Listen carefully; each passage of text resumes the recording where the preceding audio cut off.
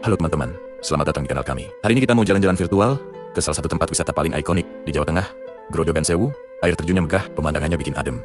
Dan monyetnya, ya, kadang lebih usil dari teman sendiri. Dulu, tempat ini selalu jadi primadona. Tapi belakangan ini, ada yang bilang suasananya kok jadi beda. Katanya sih, bukan karena air terjunnya kurang deras, tapi karena ada cerita-cerita lain yang bikin dompet terasa lebih deras keluarnya. Yuk, kita kupas tuntas. Kalau kita ngomongin Grojogan Sewu, pasti banyak dari kalian yang langsung punya kenangan sendiri. Ingat kan, perjuangan menuruni ratusan anak tangga yang bikin kaki pegal dan napas ngos-ngosan? Tapi, begitu sampai di bawah, semua rasa lelah itu langsung hilang. Dibayar lunas sama pemandangan air terjun yang luar biasa. Dulu, tempat ini selalu penuh sesak. Bus-bus pariwisata berjejer rapi.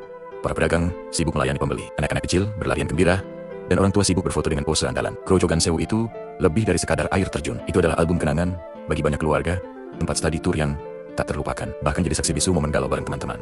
Setiap sudutnya punya cerita, tapi suasana itu perlahan berubah dalam beberapa tahun terakhir. Kabut yang menyelimuti Grojogan Sewu sepertinya bukan cuma kabut biasa, tapi juga kabut keresahan dari para pengunjung. Cerita-cerita miring mulai bermunculan, mulai dari urusan parkir yang tarifnya bisa berlapis-lapis, tiket masuk tambahan yang tak resmi atau tidak, sampai berbagai pungutan liar dengan alasan yang kurang jelas. Rasanya seperti sedang masuk ke wahana petualangan, di mana setiap beberapa meter ada pos pemberhentian yang minta biaya tol. Padahal karcis resmi sudah di tangan, tapi kok masih ada tenggen-tenggen lain yang ikut menadah. Akhirnya, wisatawan jadi bertanya-tanya, ini sebenarnya mau liburan menikmati alam, atau mau ikut ujian mental dan finansial? Pengalaman yang seharusnya menyenangkan, jadi terasa kurang nyaman. Nah, kalau praktik pungli ini terus dibiarkan, dampaknya akan sangat luas. Yang rugi bukan cuma pengunjung yang merasa kapok. Pikirkan para pedagang kecil yang omsetnya menurun drastis karena sepinya wisatawan. Pikirkan juga warga sekitar yang menggantungkan hidupnya dari ramainya pariwisata. Nama besar Grojogan Sewu yang sudah melegenda bisa pelan-pelan pudar. Padahal, masalahnya jelas, bukan pada alamnya. Air terjunnya masih setia mengalir deras, hutan pinusnya masih sejuk, dan monyet-monyetnya pun masih tetap aktif, seperti biasa.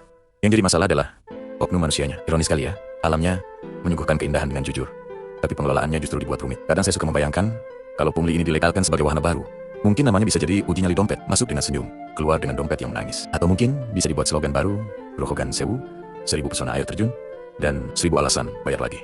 Tentu ini hanya candaan, tapi dibaliknya ada keprihatinan yang mendalam. Kita tertawa miris, karena destinasi seindah ini harus tercoreng oleh praktik yang tidak semestinya. Grojogan Sewu adalah aset kita bersama, bukan hanya milik pemerintah daerah, tapi juga warisan alam yang harus kita jaga. Kalau dikelola dengan baik, profesional, dan yang terpenting, jujur tanpa ada pungli atau biaya siluman lainnya, saya yakin tempat ini bisa kembali menjadi destinasi favorit. Wisatawan bisa datang dengan hati senang. Warga lokal mendapat berkah ekonomi yang halal, dan kelestarian alamnya pun tetap terjaga. Harapan kita sederhana.